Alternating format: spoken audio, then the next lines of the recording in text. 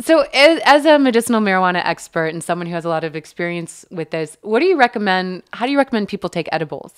Okay, that's a really tricky one because even edibles themselves are not even sometimes properly labeled, or they've found to have different dosages. Like if you buy something, it's like, oh, there's 1 milligram of THC in there, and then you actually would bring it to a testing facility and you find out, oh no, there's 10 milligrams and it's labeled wrong. I mean, right now there's lack of quality control, but for people, it's very important when you start with edibles to think about your experience with marijuana in general. If you're a new user and literally you just hopped on a bus, went to Colorado, and decided you're just going to eat this big cookie and it's going to be awesome, it could actually be a very frightening experience for you, cause panic, anxiety.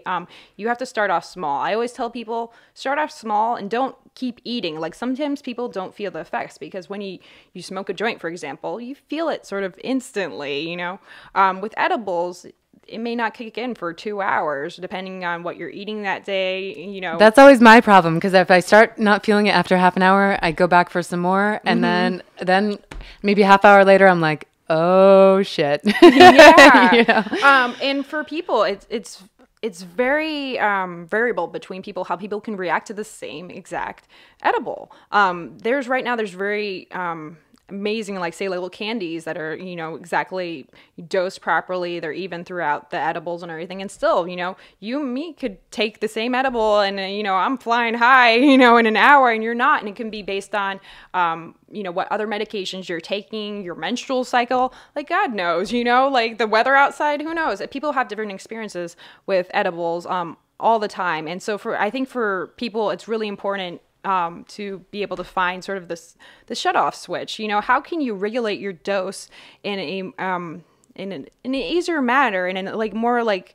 time appropriate? You know, it shouldn't be, okay, I ate too much and I have to ride this out, like this horrible feeling that's not causing, it's unpleasant, you know, I have to go lay down or something for 8 hours, rather than being like, oh, I can eat this and then it'll make this feeling go away. You know, it's like when you're too drunk and people try to drink some coffee and it sort of helps sober them up. How do you get sobered up from a sort of an overdose situation where, you know, whether it was because you thought you could handle it or, you know, you just took too much. We really need to help people handle the adverse effects. There's some amazing effects of marijuana, but there's also adverse effects, and we need to acknowledge that not all people will have good experiences. I didn't. Actually, it took me about 2 months of eating it every day, like to make sure that like my body could properly handle it, that I could work, you know, with smaller doses during the day for some of my things, because I had severe back spasms and other problems that literally prevented me from even like sitting up and working. So for me, it was really important that I get on marijuana and be able to function.